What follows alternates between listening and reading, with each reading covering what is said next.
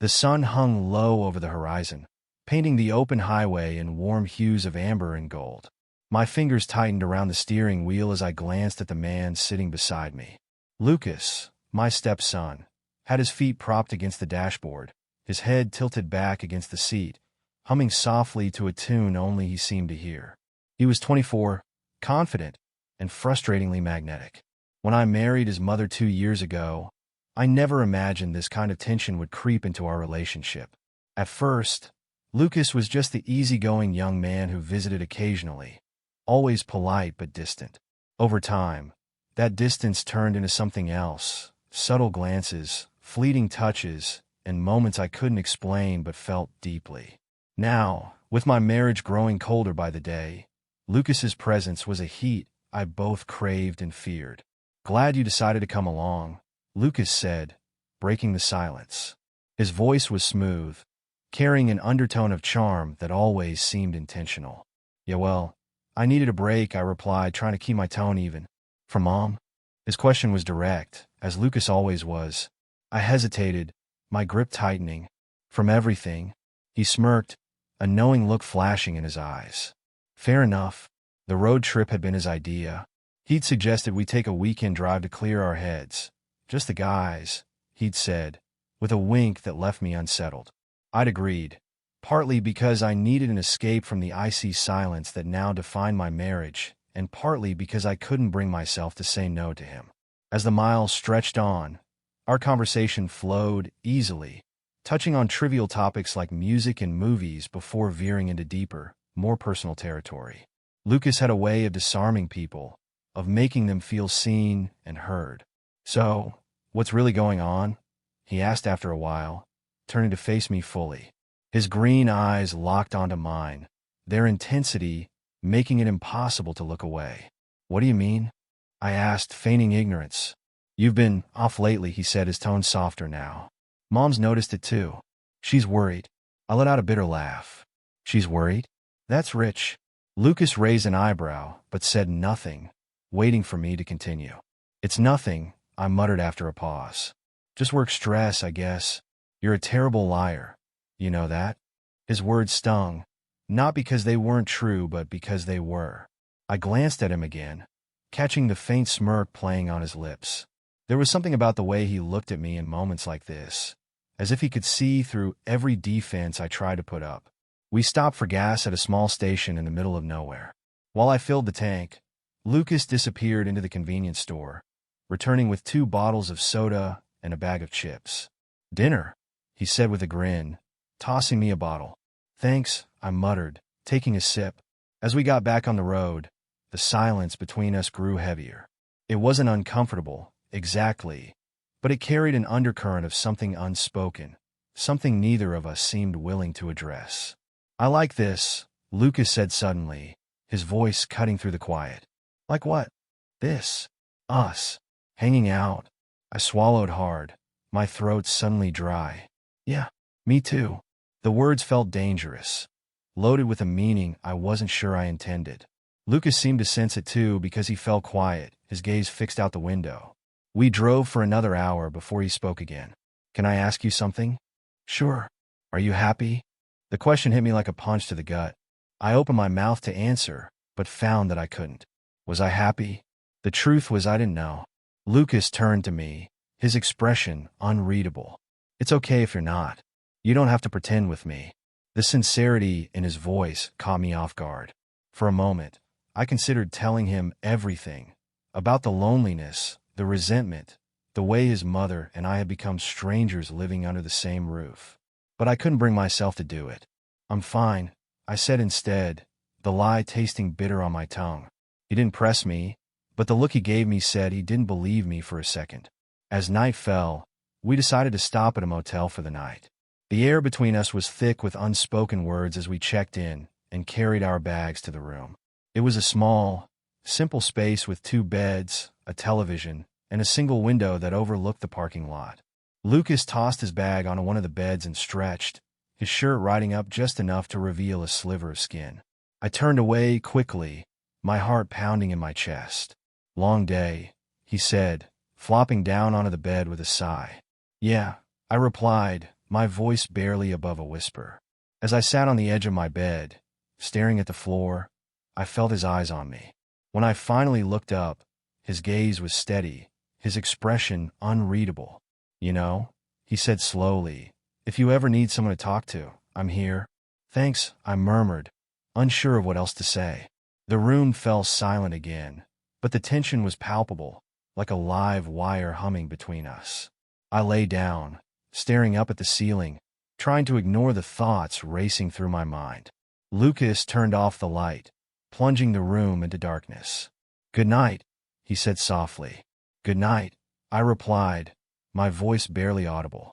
As I closed my eyes, I couldn't shake the feeling that this trip was about to change everything. The morning broke gently, with pale light filtering through the thin curtains of the motel room. I stirred awake to the sound of water running from the bathroom.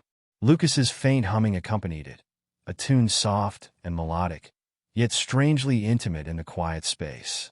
I stayed still, staring at the ceiling, my mind replaying fragments of the night before, the charged silences, the stolen glances, and the questions I didn't dare answer truthfully. When Lucas emerged from the bathroom, his hair damp and clinging to his forehead, he carried himself with the same effortless confidence he always did.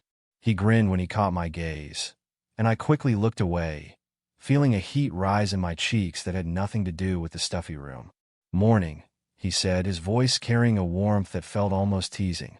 "Morning," I replied, my tone far more subdued. "Breakfast?" He held up a small bag of pastries and 2 steaming cups of coffee he must have picked up earlier. I nodded, grateful for the distraction. We ate in silence at first, the food doing little to ease the weight in the air between us. Lucas broke the quiet with a chuckle, his eyes gleaming with mischief. "You're awfully quiet this morning," he said, leaning back in his chair. "What's on your mind?" "Nothing," I lied, shaking my head. "Right," he said, dragging the word out. "Because you've always been such an open book." The playful sarcasm in his tone brought a reluctant smile to my face. He had a way of breaking through my walls, disarming me with his charm and wit. We hit the road shortly after, the miles flying by in a blur of conversation and comfortable silences. The scenery shifted from endless highways to winding back roads, the world narrowing into a stretch of dense forest and scattered clearings. It was Lucas's idea to take the scenic route, a detour that seemed fitting for the strange, unspoken journey we were on. It was midday when we stopped at a secluded rest area nestled by a quiet lake. The air was cool and crisp, carrying the faint scent of pine and earth. Lucas stepped out of the car, stretching his arms overhead, his shirt lifting just enough to expose a hint of his toned stomach. I looked away, pretending to busy myself with my phone, but the image lingered, igniting a fire I couldn't extinguish. "Come on," he called, motioning toward the lake. I hesitated before following him, the crunch of gravel beneath my boots the only sound as we made our way to the water's edge. Lucas crouched down, skipping a stone across the surface with practiced ease. "I used to come to a place like this when I was a kid," he said, his voice softer now. "It was the only place I ever really felt at peace." "Why's that?" I asked, stepping closer. He shrugged, his gaze fixed on the rippling water. "Home was complicated. I guess I just liked the quiet." His words hung in the air, heavy with unspoken meaning. I wanted to ask more, to understand the weight he carried, but I wasn't sure I had the right. "You're a lot like me, you know," he said after a moment, turning to look at me. "Am I?" He nodded, a small smile tugging at his lips. "You hide it well, but I can see it. The way you carry yourself, the way you look at people, you're always holding back." The words struck a chord, peeling back a layer I hadn't realized I'd kept so carefully concealed. I looked away, my heart pounding in my chest. Lucas stepped closer, his voice dropping to a near whisper. "You don't have to, you know. Not with me." The space between us felt electric, charged with a tension that was impossible to ignore. My breath hitched as he reached out, his fingers brushing against mine. It was a small gesture, almost imperceptible, but it sent a shockwave through me. "Lucas," I began, my voice trembling. "You're not happy," he said, cutting me off. "You don't have to say it. I can see it." I swallowed hard, my defenses crumbling under the weight of his gaze. It's complicated. It doesn't have to be, he replied, his tone laced with something deeper, something I couldn't quite place. Before I could respond, he took a step back, breaking the spell. Come on, he said, his voice light again. Let's fix that squeaky trunk before it drives us both crazy. I followed him back to the car, my mind racing. Lucas opened the trunk, pulling out a small toolkit with a grin. Let me show you something. He leaned over the open trunk, explaining something about the latch, but I barely heard him. My focus was on the curve of his back, the way his hands moved with practiced precision. Here, he said, handing me a wrench. Your turn. I took it reluctantly, our fingers brushing in the exchange. The contact was brief but searing, leaving my skin tingling. As I worked, Lucas stood close, his presence both comforting and overwhelming. When I finished, he clapped a hand on my shoulder, his touch lingering just a moment too long. Not bad, he said, his voice low. I turned to face him, our eyes meeting in the narrow space between us. The air felt heavy again, thick with possibilities and unspoken desires. For a moment, I thought he might kiss me. The thought terrified me as much as it thrilled me. But just as quickly as the moment came, it passed, Lucas stepping back with a soft chuckle. Let's get going, he said, his tone casual, but his eyes betrayed something deeper. As we drove away from the lake, the tension between us was palpable, a live wire humming just beneath the surface. I didn't know where this road would lead, but I knew one thing for certain. There was no turning back now. The rain came without warning, a sudden deluge that turned the narrow road into a slick ribbon of uncertainty. The windshield wipers fought valiantly against the downpour, but visibility was almost non-existent. Beside me, Lucas leaned forward, squinting into the storm. We should stop, he said, his voice calm but firm. I'm trying to find somewhere, I replied, my knuckles white on the steering wheel. After what felt like an eternity, the faint glow of a neon sign emerged through the rain. Lakeview Lodge, vacancy. I pulled into the gravel lot, the tires skidding slightly before coming to a halt. The lodge was small and unassuming, a throwback to simpler times with its weathered exterior and dimly lit entrance. Lucas and I dashed inside, drenched from the brief sprint. The woman at the front desk barely looked up as she handed me the key to a room. One room? Lucas asked, raising an eyebrow as we walked down the dim hallway. They're fully booked, I lied. He smirked but said nothing, his silence far more telling than any words he could have offered. The room was modest, with a single queen-size bed, a small table, and a dresser holding an ancient television. Lucas tossed his bag onto the bed and pulled off his wet shirt, wringing it out before draping it over the chair. You're not shy, are you? I said, attempting to mask my unease with humor. Should I be? He shot back, his tone teasing, but his gaze steady. I looked away, focusing on peeling off my own damp jacket. The air in the room felt heavier than it should have, laden with the unspoken tension that had been building between us for days. Lucas moved to the window, peering out at the storm. The faint light from the bedside lamp cast shadows across his bare shoulders, highlighting the lines of his back. I forced myself to look away, but my resolve was crumbling. You okay? He asked, turning to face me. I'm fine, I replied, though my voice betrayed me. He took a step closer, his expression unreadable. You don't seem fine. I sat on the edge of the bed, running a hand through my hair. It's been a long day. Lucas nodded, but he didn't move away. Instead, he sat beside me, his proximity making my pulse quicken. You know, he said softly, you don't always have to be the strong one. His words caught me off guard, cutting through the walls I'd carefully built. I turned to him, meeting his gaze, and for a moment, the world outside ceased to exist. You don't understand, I began, my voice barely above a whisper. Then help me, he said, his tone insistent but gentle. The distance between us seemed to vanish, his hand resting lightly on mine. His touch was warm, grounding me even as it threatened to undo me completely. Lucas, this we can't. Why not? He asked, his voice steady, but his eyes searching mine. Because it's wrong, I said, though the words felt hollow even as I spoke them. Does it feel wrong? He asked, leaning in slightly, his breath warm against my skin. I couldn't answer. The truth was it didn't. It felt terrifying and exhilarating, like standing on the edge of a precipice and knowing the fall would be worth the risk. Before I could stop myself, I closed the remaining distance between us. The kiss was tentative at first, a question more than an answer. But when Lucas responded, his lips firm and insistent against mine, the dam broke. The world outside the room ceased to exist. There was only the storm, the two of us, and the fire that had been smoldering between us, now raging out of control.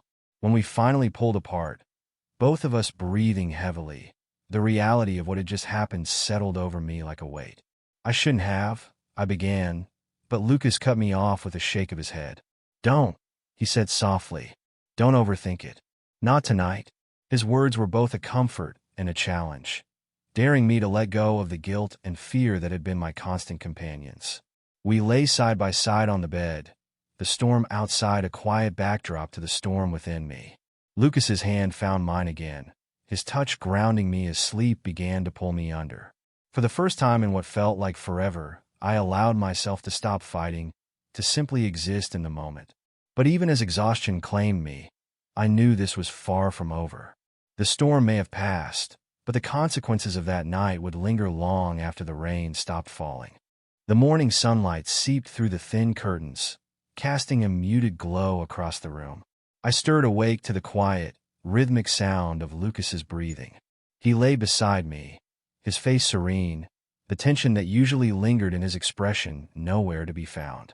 For a fleeting moment, everything felt perfect, simple, even, but reality soon came rushing back, heavy and unrelenting. I slipped out of bed, careful not to disturb him, and stood by the window.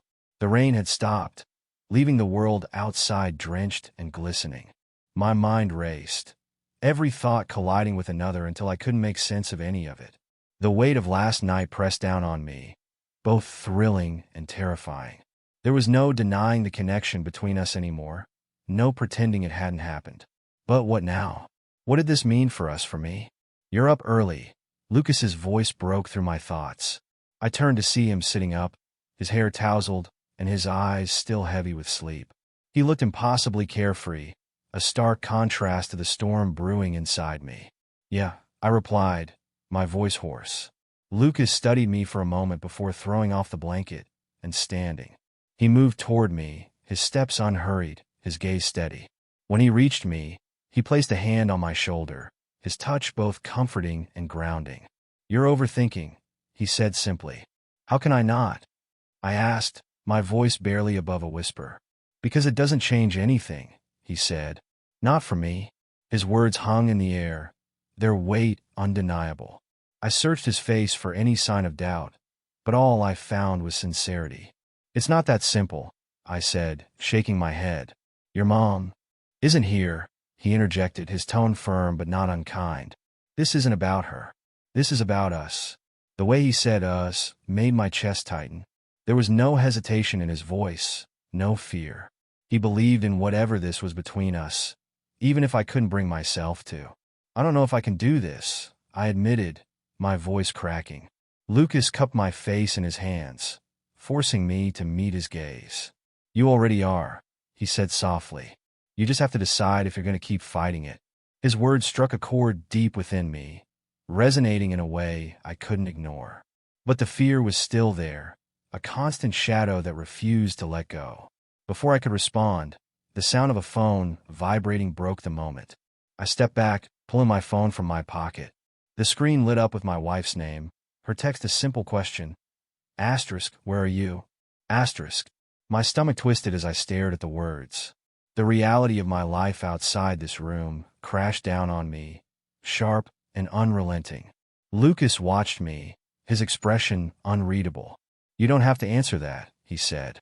But I do, I replied, my voice hollow. I typed out a quick reply, something vague about being on the road, and hit send. The guilt gnawed at me, relentless and unforgiving. Lucas sighed, running a hand through his hair. You're going to torture yourself over this, aren't you? I didn't answer. I didn't need to. He moved closer, his presence both a comfort and a reminder of everything I was risking. I get it, he said quietly. This is messy, and it's scary. But you can't keep living like this, pretending everything's fine when it's not. His words were like a mirror, reflecting the truth I'd been avoiding for years. My marriage wasn't just strained, it was broken. And Lucas wasn't the cause of it. He was simply the one who made me realize it. I don't know how to fix this, I said finally, my voice barely audible. Maybe it's not about fixing anything, he replied. Maybe it's about starting over. The simplicity of his statement shook me. Starting over.